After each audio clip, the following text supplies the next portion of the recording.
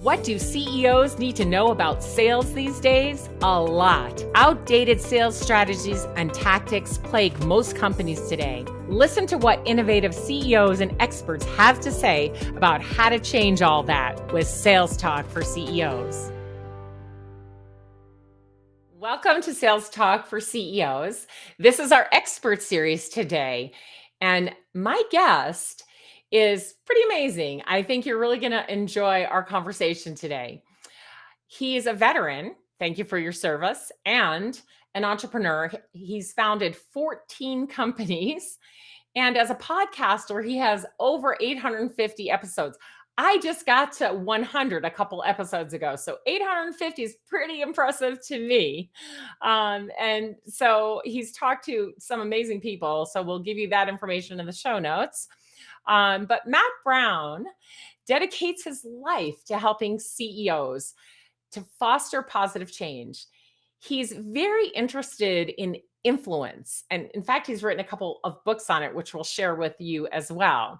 So today, we're going to talk about influence, specifically digital influence and some other kinds of influence that are really important to founders and CEOs. Welcome, Matt. Thanks for having me on the show, Alice. Appreciate you having me on. Yeah, and I was on your show not too long ago as well, so it's really fun to talk to you again. I'm excited about it. Yeah, me too. I love talking to you. I think what you're doing is awesome. So Thank thanks for having you. me. Thank It's you. great. Yeah, so influence, right? Oh my gosh, what CEO doesn't want to have more influence internally as well as externally? But Yeah. I think a lot of CEOs and founders, leaders in general, are just totally missing the boat on it. So tell us, what do CEOs and leaders need to know about influence? What's so important about it? Well, I believe it's the current and future currency of business leadership. And unfortunately, if you ask 10 CEOs what is influence, you'll get 10 different answers. So influence is actually largely misunderstood. And the reason for that is because when you say the word influencer, what's the first thing you think of? Well, you think of influencer marketing. And so, Right. an influencer marketing, from my perspective, is a horrific thing that social media created. Because essentially what you're doing is you're being paid by a brand to promote a product in most cases that you don't even use yourself. And all you're doing is enriching yourself before your audience. And so I have a fundamental issue with that. And so the reason why I wrote the book Secrets of Influence is because as a CEO myself and as a 14-time founder, etc., and I have this massive platform, the Matt Brown Show, I've been able to create positive influence. And so the definition of influence from my perspective is not about elevating yourself. It's about elevating others. And so this is where it starts to play out both internally, like the culture. In other words, how do you as a CEO lead your team, servant leadership, etc., versus influencing external markets. And so that for me was a huge disconnect. But I believe, and I've seen firsthand, just how powerful influence, and especially digital influence, actually is today. Because if you're able to harness it, cultivate it, and execute it, you can build a better team, you can build a better business, and ultimately you can scale your company from a sales perspective, from a brand perspective, in ways that previously weren't possible.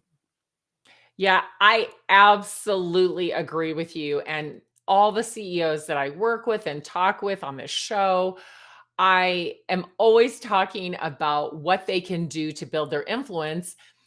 Maybe not with those words, right? But explaining to them that the CEO can actually make sales easier if they use their influence properly, internally and externally. And I love what you said.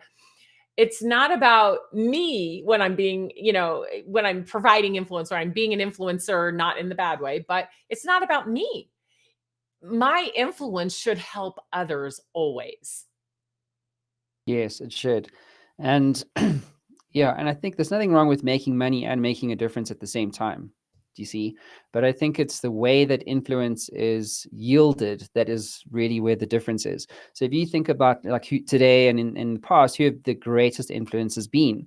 Well, I'm from South Africa. So obviously everybody knows Nelson Mandela. So when he was in prison for 3 decades, he had a choice when he left prison to influence the opinion of South Africans in a negative way. He could have been like, listen, screw these guys.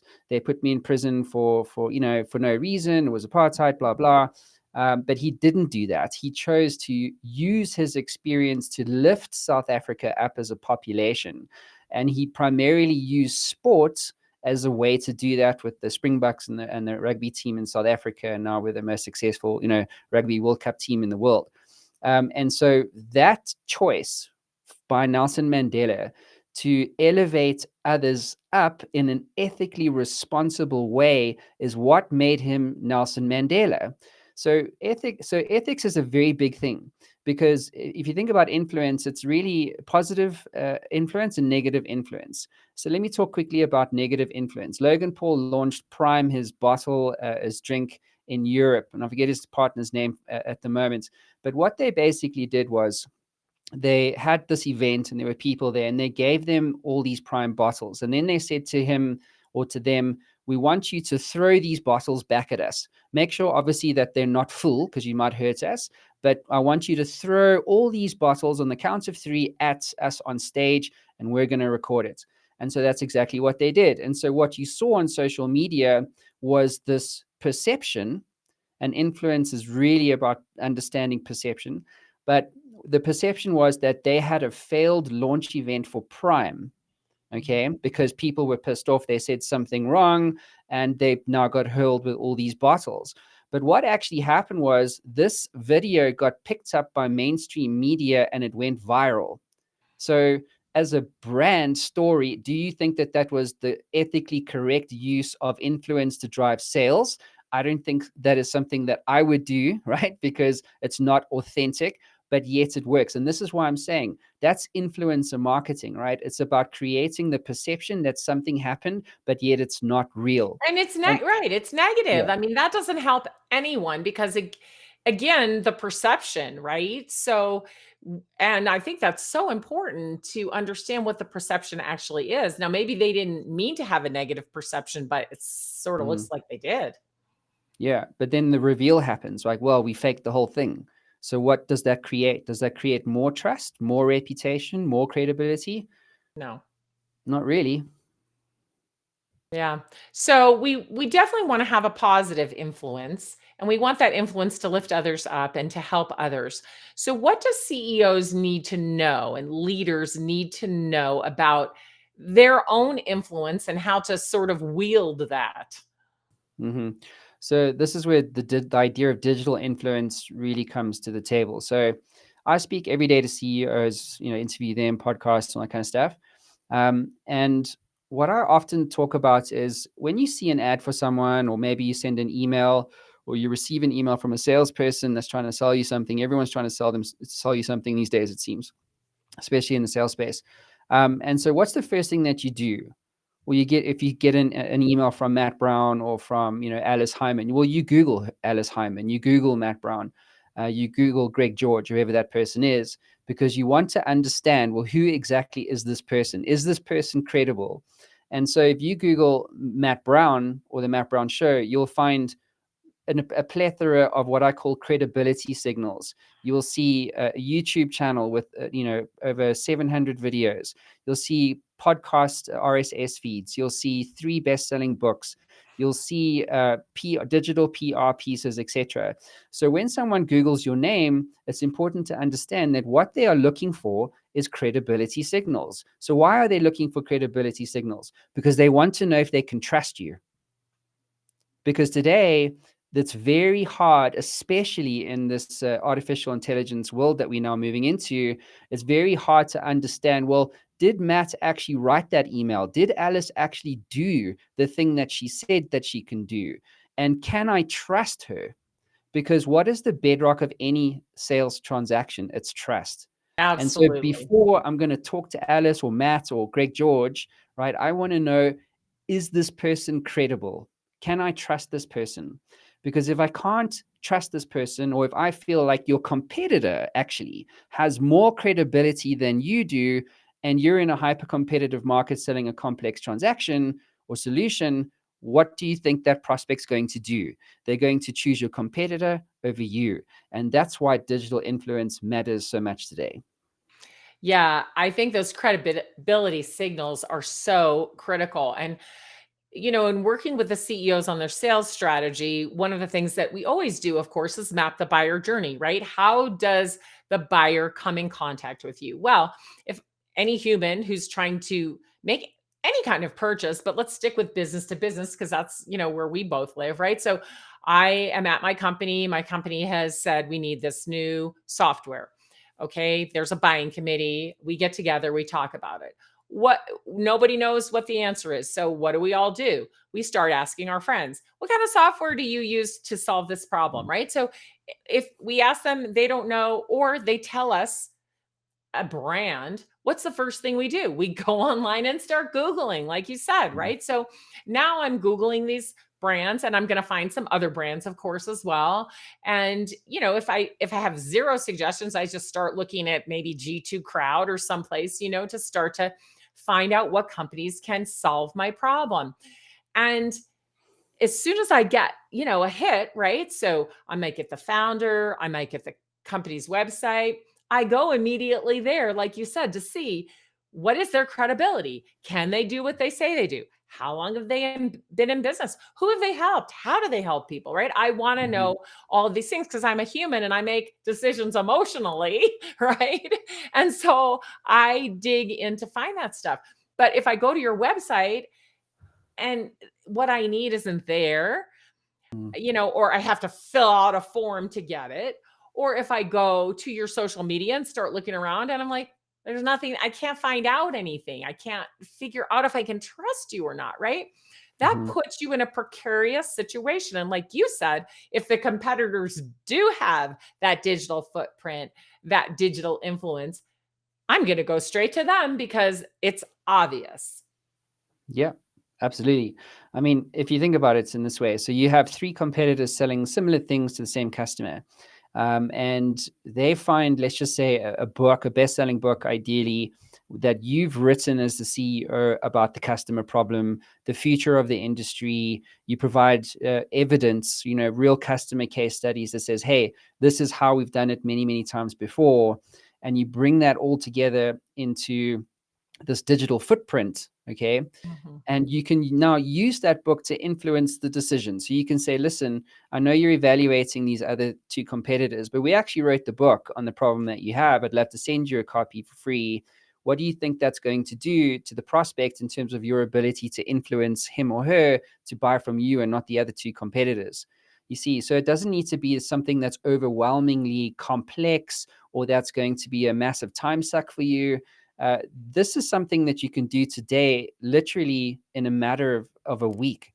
Like the tools that are at our disposal now to create incredible assets that you can use as a CEO to not only influence your prospects, but also your employees, right? Imagine that. Yeah. It's like how if you recognize that having the best people is what makes the best business, then how can you use that same book to drive culture, educate your people around the origin story to the company, your vision for the future as the CEO, the mission that you're on, the solutions that you've built, and why, as the employee, I should choose to stay with you because of the vision that you have for your company. You see, so it's about looking holistically at what influence really is and where to start so that you can, and I use this term in my book, but I call it influence leveraged growth. In other words, as a CEO, your time is your most precious asset.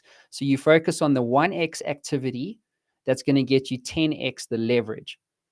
Yes, yes. Oh, I think that's so important because I think we scatter our energy so much, and we don't do that, right? But that leverage is so important. And I want to just stay on internal communication for a minute because I think we really miss the mark on that as CEOs sometimes, especially as our companies get bigger and bigger, right? When we're small and we're starting, everybody knows each other and everybody knows why I started the company and what I believe in. And, we talk about it and we have dinner over it and everything else, right? But then as we grow and grow and grow, and the CEO gets farther and farther away, or the founders get farther and farther away from all of the people, they just think everybody knows because in the beginning everybody knew, so they just kind of extrapolate that out to, oh, everybody we hire knows all of these things and understands deeply what I believe, and it's just simply not true. And even if they did at one time early on, they may have forgotten or kind of convoluted the story in some way. So Mm, that internal comms on just what you believe as the founder, why you're doing what you're doing, why is it so important to get the results for your customers that you're getting? How do stay close to your customers and learn from them and continue to change things? Like, let it out, let people know. Let them know what this company is built on and what the purpose is and how we help others, right? So telling that story internally to me is just as important as telling it externally, because when you have that A team that really understands and they believe what you believe and they know your why and they know their purpose, right? mhm, And they can't wait to help their customers get those results. Well, then the customer experience just becomes 10x whatever it was, right? And mm, that just attracts more and more and more to you. So I just think, this little concept of influence is not so little. It's big and we really need to understand it better. So getting a grip on that, internally, I think do that first. Plus, by telling your story over and over or writing your story and having people read the drafts, that internal communication helps you perfect your story before you release it externally anyway. So why not start there, right? And I mhm, think you're so right. It's so easy to write a book these days. And I know that's something that your company can help people do. We'll talk a little bit about that in a minute. But I think people think writing a book is an arduous task. I don't have time. I don't have the mhm, money. We're mhm, not talking about writing a novel. We're talking about getting your thoughts down in an organized way that somebody can read and know that you are a thoughtful person who created a solution and you want them to be successful. mhm. Yeah, absolutely. I mean, imagine this for a moment. You've got two CEOs. Okay, so you got CEO A, CEO B. CEO A has never written a book, right? He's just a CEO of a company that does $50 million a year. Nothing wrong with that. But then you get entrepreneur B or CEO B, and he's written a best-selling book.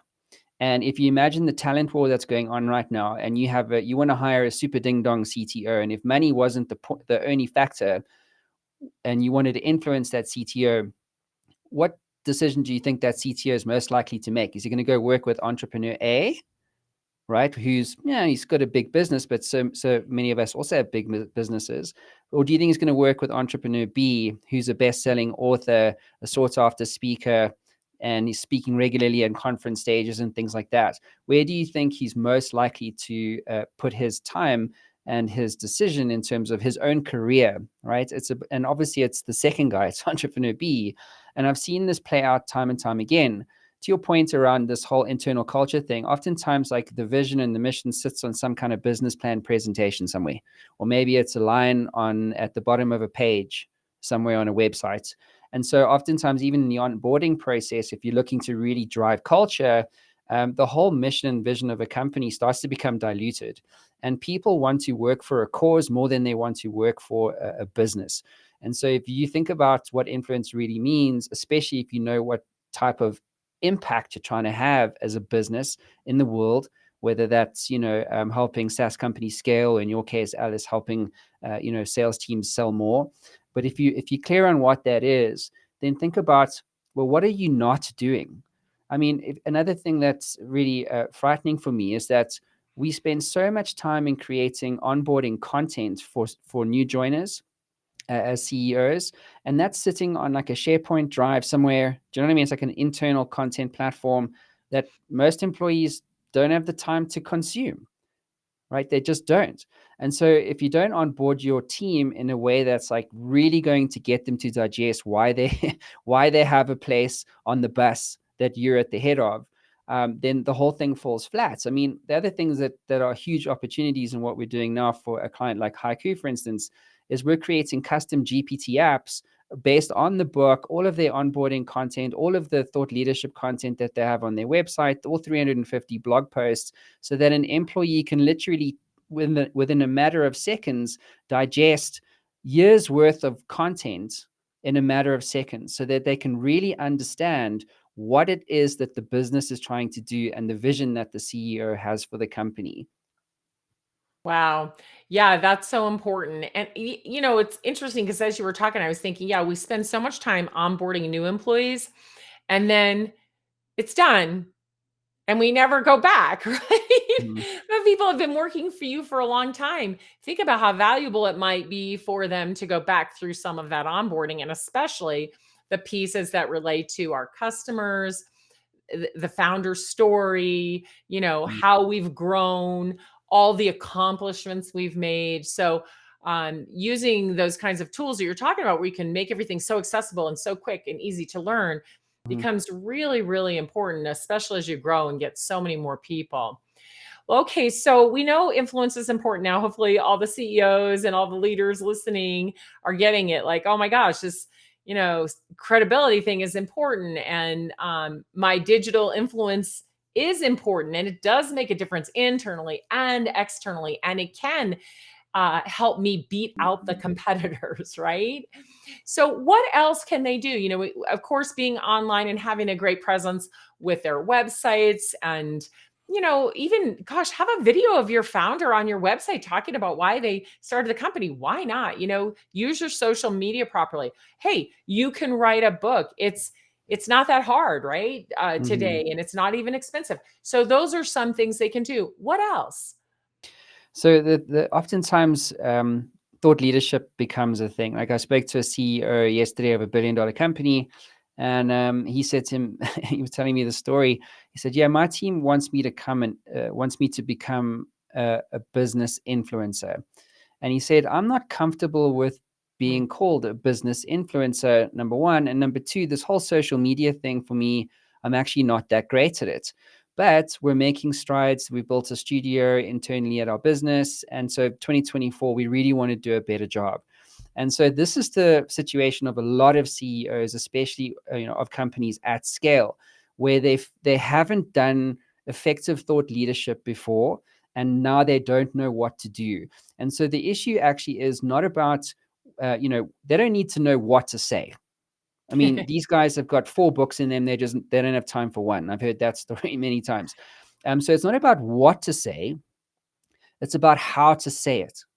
And so, what oftentimes, especially now with ChatGPT, is that you'll find that a CEO or maybe his PR or marketing person goes to GPT and they go, "Write me a thought leadership article, about how to scale SaaS financial services companies or whatever." And so the unfortunate reality is that GPT has been trained on all thinking that already exists.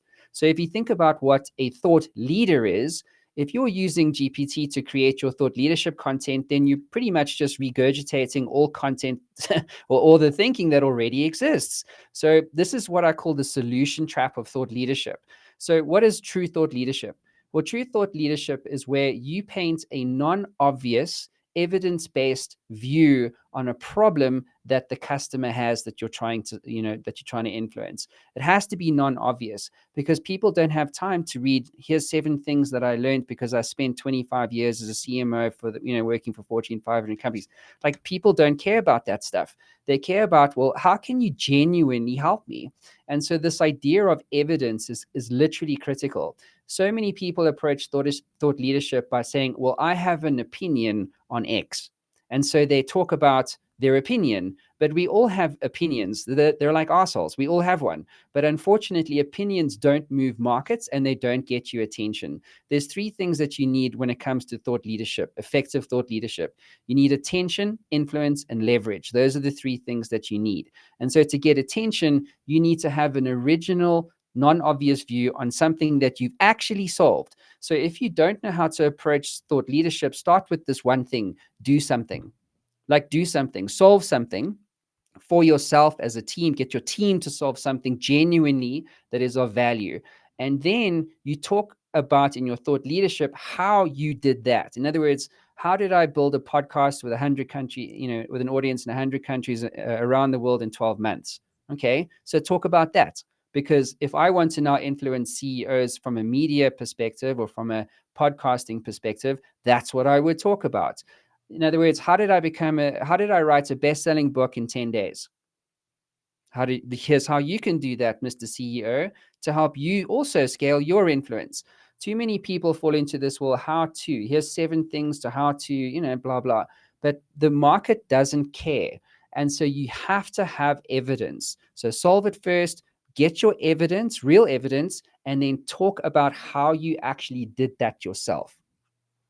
Yeah, yeah, yeah. I mean, that's the proof, right? It's like, look, I Mm. did it and I can help you do it. Our Yeah. company provides this and they can help you do the thing that you want to do. And here is the evidence, here's the proof, right?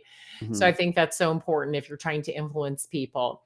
So in terms of things that CEOs can do, we've talked about digital online, their website, their social media. And hey, you don't have to be on every social media. Pick one and where most of your customers and prospects are going to be there and be smart, right? Mhm. And then that kind of wraps into the thought leadership part, because you need that thought leadership because you're going to need content, right? If you're going to be there, or writing a blog, you need content for that too. So of course you can get lots of people to help you with all of these things. So don't feel like it's going to overburden you, but you need to do it, because otherwise you're losing credibility and people are not finding what they need to trust you, right? And then the idea of writing a book might be overwhelming for some, but it absolutely can be done. And then something that you and I do and are very successful with is be a guest on other people's podcasts, right? That's super Mhm. simple. And if you want to build your own podcast, you could do that as well. And that would be another way that you could help others. Again, when Matt and I are saying influence here, we are talking about not for our own gain. We're talking about influencing others for a better purpose, right? To help Mhm. them be able to do something in a different way. All right. So as we wrap up here, Matt, let's just talk, kind of summarize the things you think CEOs and leaders should focus on now to just get themselves started. If this all seems overwhelming, it's too much, but what's just some small steps they can take to get started? Yeah. So there's before I answer the question, there's a great quote by Plato, and he said, I'm paraphrasing here, but he said, if a man doesn't cultivate his own influence, he will eventually be ruled by lesser men. And I think that as a premise for 2024, when you think about improving your own influence as a CEO, is awesome. And so the first thing I would say is do something, because I think we are brilliant at putting roadblocks in front of our own success. It's amazing, and I'm guilty of that myself in many cases, right? But if you don't start, someone else will, and that person will win. I promise you that. That is a fact. And so when you think about even a book, I get this all the time. Well, I wouldn't know what to say, or I don't have time to do it, or it's not the right time. It's never. It's like, when is the right time to start a business? It's never a right time. You must just start. So no matter what your ambitions are or your goals are as a CEO for 2024, start. Choose to start somewhere, whether that's starting a podcast. I mean, geez, as a transformational tool, the Matt Brown Show, and I'm sure you too, Alice, it's a fantastic platform that really helps you to scale your influence as a person, like a personal brand. As a CEO, people get to really understand who you are, how you think, and why they should care about what you do and the value that you're creating in the world. And a podcast is something that it's so embryonically cheap to do, and it doesn't take a lot of time. So start a show, or even pay like a podcast booking agency and go talk on other shows if you feel like that's what you want to do. But start somewhere. Think about artificial generative intelligence and how you can use this incredible technology to help you amplify your story. But the bottom line is just start. Choose to start like today, Pick because if you something. don't, like, someone's going to come and eat your lunch. I mean, Yes. like, it's so funny. Like, I met, so Jordan Zimmerman's a billionaire, right? And he runs Zimmerman Advertising. And when I sent him an email, I said to him, hey, it was the same email I sent to a lot of very wealthy guys, CEOs and stuff. And when he came onto my show, he said to me, I don't do podcasts. So I'm like, well, why are you here? And he said, well, because I saw that you've done over 800 interviews. And when I saw that, that's why I said, this is the kind of guy that I want to spend time with. And it was revealed to me later, but zero less than 0.2% of all podcasts globally get past 700 interviews. So if you're sitting in the top 0.1%, that's the kind of thing that gets to the attention of a billionaire, right? But if I hadn't started 10 years ago, I never would have Jordan Zimmerman in my network. Does that make sense? So if you Absolutely. just start somewhere, like do something different. And the other thing to say is that we always want to do the new, right? Meaning, especially visionary CEOs, like they're always romanced by the new opportunity, when actually all we need to focus on are two things: doing things more and doing things better, right? And so when you think about the more and the better, what is missing from your thought leadership journey? What is missing from your media platform perspective, podcast? What's missing from your digital footprint that if you could add it today, that would make you a better business, a better CEO, a better influencer? Yeah. Do it consistently and better. That's what I'm always saying. Let's do it consistently and do it better, because sometimes more just isn't going to cut it, right? Mm, So mm, we have to do better. mm. And also, I want to say to CEOs and leaders listening that take a baby step internally, do something to build your influence and spread your influence. You know, be helpful internally. That's an easier way to do it. Then you don't have to worry about being on a podcast or writing a book yet, right? Do some things internally, or maybe even just write or make a video for your internal audience as well. Starts to get you used to doing it, right? You could do an internal podcast and get used to doing it before you had to strike out and do it for the world. You can write an internal ebook and send it to your employees, before you strike out and send things out. So that's an easy way to just get started, right? Mhm, Yeah. mhm. So, Yeah. okay, listen, I know a lot of people are thinking, wow, this Matt guy, I might actually want to talk to him because, he's got some great ideas. And I know you have so much to offer. So tell people a little bit about what you have to offer. And then, of course, where they can find you. Okay, perfect. Obviously, we're in the influence business for CEOs, and what we do is help them to scale their influence with something called influence systems, which I write about in my book. But really, what we're focused on primarily at the moment for CEOs is helping them to become best-selling authors. And the reason for that is because most most business leaders don't write books because they don't have the time. So if you wrote 500 words a day for 7 days a week for 6 months, which would be amazing, but what CEO has the time for that? So I want to change all of that. Also, ghostwriting is very expensive and ineffective, and also it takes 6 months to deliver the book. And so what we do is we're doing very innovative things with artificial intelligence to help CEOs really become business influencers at speed. And so that's really what we do. Company's called Showworks Media, and otherwise my podcast rather is called Matt Brown Show. You can just Google it and you'll find me anyway. Yeah, we'll put everything in the show notes too, so it's Yeah, easy for everyone. yeah. So that's it. Awesome. And I guess probably connect on LinkedIn unless you're one of those people who already has so many connections you can't take anymore. Yeah, I go through like periods where I don't check, like most people, and then I then I binge. I go through all those connection requests to see, hey, what's actually going on here. But yeah, Yeah. LinkedIn's a great place too. Yeah, awesome. Well, thank you so much, Matt, for being on the show. I really appreciate it. Love your thoughts on influence, and I know that our listeners will too. Thank you, Alice. Appreciate your time. If you enjoyed the show, please like and subscribe, and we'll see you next week.